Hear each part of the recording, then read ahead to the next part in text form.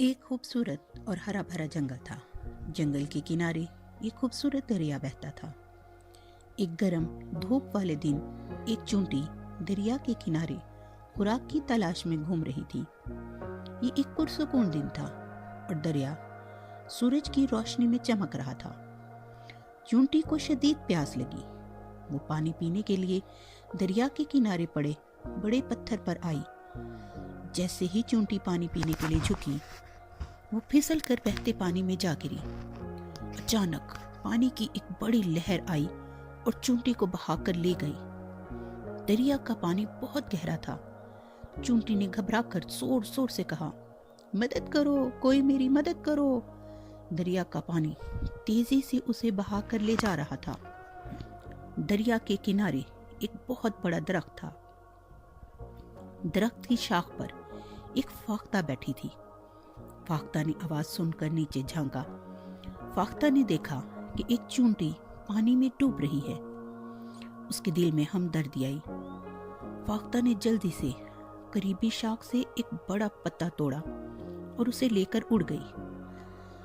फाख्ता वो पत्ता लेकर चूंटी के करीब पहुंची और चूंटी के करीब दरिया में डाल दिया।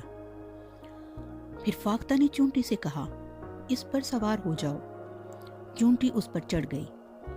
पत्ता किनारे की तरफ बह गया और चूंटी महफूज तौर पर किनारे पहुंच गई। चूंटी ने फाख्ता की तरफ देखा, उसे अपने पास बुलाया और कहने लगी, बहुत बहुत शुक्रिया फाख्ता, तुमने मेरी जान बचाई। फाख्ता मुस्कुराई और दोबारा दरख्त की शाख पर जा बैठी। चंद दिन गुजर गए। फाख्ता चूंटी की मदद को भूल गई।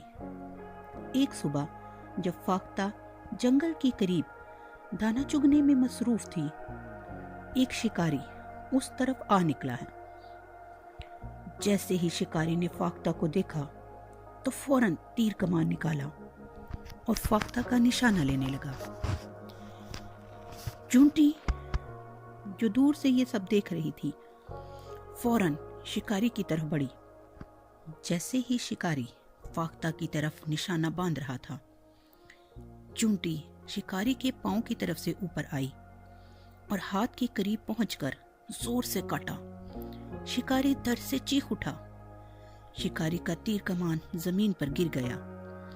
फाख्ता ने जैसे ही शिकारी की चीख सुनी, उसने फौरन उड़ान भरी और महफूज तौर पर खुले आसमान की तरफ उड़ गई।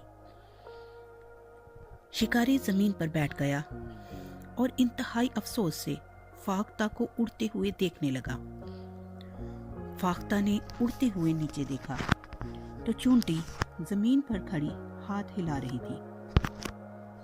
फाख्ता फौरन नीचे आई और चूंटी से कहा, शुक्रिया छोटी चूंटी, तुमने आज मेरी जान बचाई। चूंटी ने जवाब दिया, ये तुम्हारी मेहरबानी का बदला है। चूंटी ने फाख्ता से कहा, फाख्ता, जिंदगी में अच्छाई जरूर लौट कर वापस आती है। उसके बाद चूंटी और फाख्ता उन दोनों की आपस में दोस्ती हो गई।